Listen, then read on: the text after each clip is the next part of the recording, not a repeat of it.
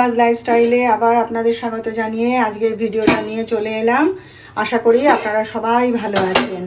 তো এই যে দুধটার জন্যই অপেক্ষা করছিলাম, এই যে দুধটা এলো, এক্ষুনি ফুটিয়ে নিলাম। এবারে গোপালের জন্য তুলে নিয়ে গোপালকে একটুখানি আম দুধ দেবো। আজকে তো শনিবার, আর এখন বাজে হচ্ছে 11:30। আজকে দুধটা দিতে বড্ড দেরি করলো। তো এই দুধটার জন্যই অপেক্ষা করছিলাম, জানেন, চান করে রেডি হয়ে ঘুরে বেড়াচ্ছি, আসার নাম নেই। তো এই যে দুধটা ফুটালাম। আজকে তো একটু মানে কোনো নিয়মই করি না, একটু ওই গোপালকে, নারায়ণকে আজকে আম দুধ দিই, ব্যাস। আর আজকে তো মায়েদের পুজো হবে না, যে কদিন অম্বুবাচী আছে মায়েদের পুজো করব না। তো ওই কিন্তু নারায়ণের সেবা তো করতে হবে। তো আমি প্রত্যেক বছরই নারায়ণকে একটু করে আম দুধ দিই, সেই জন্যে আজকেও এই যে ফুটিয়ে নিলাম, নিয়ে এখন নিয়ে যাব, পুজোটা সেরে নেব। আর যিশু গেছে কাজে, ও একটু বেরিয়েছে, চলে আসবে এখনই। তো ততক্ষণ আমি পুজোটা সেরে নিই, আর যিশু এলে পরে তখন একসঙ্গে জলখাবার খাবো। তো চলুন, আজকে আর বেশি কথা বলবো না, আপনারা সঙ্গে থাকুন দেখতে। দেখুন আমার গোবিন্দ, আজকে এই যে আম দুধ দিলাম চান করিয়ে। আজকের দিনে নারায়ণকে দিতে হয় না আম দুধ, এই যে সবাইকে দিয়েছি আজকে। এই যে এইমাত্র পুজো করে উঠলাম। এই যে আমার কানাই, এই যে সবাইকে একবার দর্শন করিয়ে দিলাম। এইমাত্র পুজো করে উঠলাম, তো আজকে তো মায়েদের পুজো হবে না, এই জন্যে এই যে এই দুধটুকুর জন্যই অপেক্ষা করেছিলাম এতক্ষণ, জানেন, এই জন্যই দেরি হয়ে গেল। অন্যান্য দিন 10টার সময় ধবাস করে এসে দুধ দিয়ে চলে যায়, আর আজকে সমস্ত কাজ সেরে চান করে দাঁড়িয়ে আছি, কখন দুধটা দেবে তবে একটু খেতে দেবো ঠাকুরকে।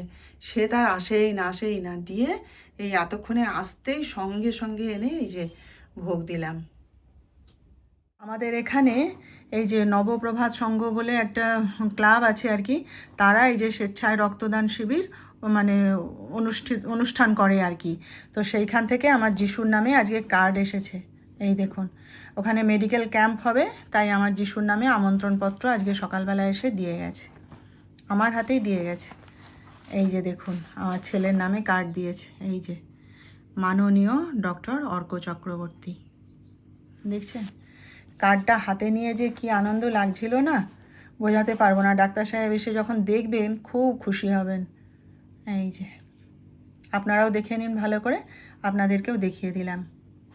সাহেব বাইরে যাওয়ার আগে তো ফ্রিজ উপচে পড়ছে এমন আনাজ বাজার করে দিয়ে গেছিলো, বুঝলেন তো, যে তোমরা মা বেটা খাবে, আমি কবে ফিরবো এখন তার ঠিক নেই। সেই জন্যে এখন অত আনাজ কে খাবে বলুন তো, শুধু তো আমি আর আমার ছেলে, দুটো তো মানুষ, কত খাবো আমরা।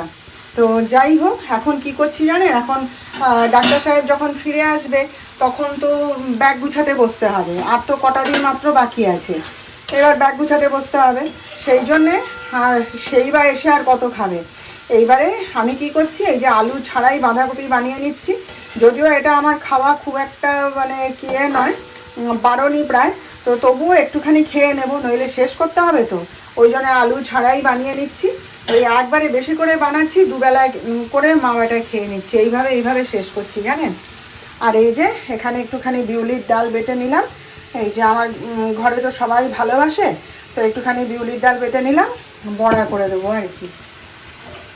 আর ডাক্তার সাহেব তো আজকে গাড়িতে উঠে পড়েছে, সকাল 10:30টার সময় গাড়িতে উঠে পড়েছে। ভোরবেলা আমাকে ফোন করেছিল যে আমি স্টেশনে বসে আছি, আর জিনিসপত্র নিয়ে একদম ভোর চলে এসেছি, কারণ তাড়াতাড়ি গাড়িতে উঠে পড়তে হবে, অত জিনিস সঙ্গে তো। তারপরে তো 14বার ধরে ফোন করে যাচ্ছে, একবার ছেলেকে একবার আমাকে ফোন করেই যাচ্ছে। সে মানে বোঝা যাচ্ছে তার কথাবার্তায় সে অধৈর্য হয়ে পড়ছে, কখন বাড়িতে পৌঁছবে। আর পারে বলুন, 8-9 দিন বাড়ির বাইরে, পারে কখনো হয়? তো যাই হোক, চলুন, হয়ে গেছে, রান্নাটা শেষ করি তাড়াতাড়ি, তারপর আবার আপনাদের সাথে কথা বলবো।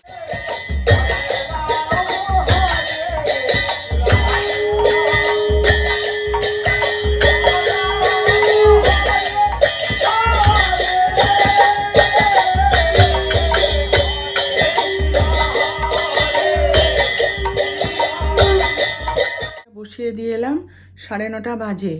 ওই রান্না করতে করতেই একটু এসে সিরিয়ালটা দেখে যাচ্ছি আর কি। তো ডাক্তার সাহেব তো গাড়িতে উঠে গেছে, এবার বারবার ফোন করছে, মানে ঘরের জন্য মন ছটফট করছে আর কি। তা বারবার যিশুকে ফোন করছে, খালি বলে কি তুই কালকে সকালবেলায় গাড়ি তো আসছেই আমাকে নিতে, তুই গাড়িতে চলে আয়, এসে হাওড়া স্টেশনে আমাকে নিতে চলে আয়, তারপরে আমরা দুজনে মিলে গাড়িতে করে আবার বাড়ি যাব। কতদিন তোকে দেখিনি, তুই চলে আয়। এবার কালকে যে যিশু যাবে, যিশুর কালকে একটা বিশেষ কাজ আছে। বলছে মা, বাপি তো বারবার বলছে আমি কি করে যাই বলো দেখি। আমি বলি দেখো, কাজ শেষ করে তারপর যদি সময় করতে পারো তাহলে যাবে। হ্যাঁ, বলে দেখি তাহলে, বাপি তো বারবার জিদ ধরছে যে না তুই আয়, আমরা এখান থেকে বাপ বেটা মিলে হই হই করতে করতে গাড়িতে করে বাড়ি ফিরবো একসাথে। তো দেখা যায় গাড়িতে সে যখন উঠেছে তখন থেকে মানে বারবার ফোন করছে, একবার আমাকে একবার যিশুকে, শুধু কি করছো, আর এই তো আমি পৌঁছে যাচ্ছি, এই করে যাচ্ছে। তো দেখা যাক, যিশু বলছে আমি যদি সময় করতে পারি তাহলে যাব, কারণ তার নইলে মা কাজ শেষ করে যদি এক্সস্টেড থাকি তাহলে আর ইচ্ছে করবে না বাড়ি ফিরতে। মানে ওর কাজ শেষ হলে বাড়িতে ওকে পৌঁছে দিয়ে তারপর গাড়ি আবার যাবে ডাক্তার সাহেবকে আনতে। দেখা যাক এখন কি করে। আমি বলি এটা সম্পূর্ণ তোমার ব্যাপার, তাই না বলুন, আমি কি বলবো এতে। 10:30 বাজে, এবার আপনাদের কাছ থেকে বিদায় নেব আমি। তার আগে দেখিয়ে দিই আজকে রাতে আমি কি বানালাম। এই যে তড়কা ডাল আর রুটি করেছি। এখানে আমার ওটসের রুটি আছে, আর এখানে এই যে যিশুর জন্য রুটি করে চাপা দিয়ে রেখেছি, আর এটা ওই যে সকালের জলখাবার আমার নিজের জন্য করে রেখেছি। ব্যাস এই ব্যবস্থা করলাম আজকে। এতক্ষণ একটু আলোচনা করছিলাম আর কি সবাই বসে দরকারি কথা, সেই জন্য খাওয়াটা আর হয়ে ওঠেনি। এবার সবাই খাওয়া দাওয়া করে নিই, আপনারাও খাওয়া দাওয়া করে বিশ্রাম নিন। কালকে আবার দেখা করব আপনাদের সাথে, ততক্ষণ আপনারা সবাই ভালো থাকবেন। আর আমার আজকের ভিডিওটা ভালো লেগে থাকলে একটা লাইক, শেয়ার ও সাবস্ক্রাইব প্লিজ করে দেবেন।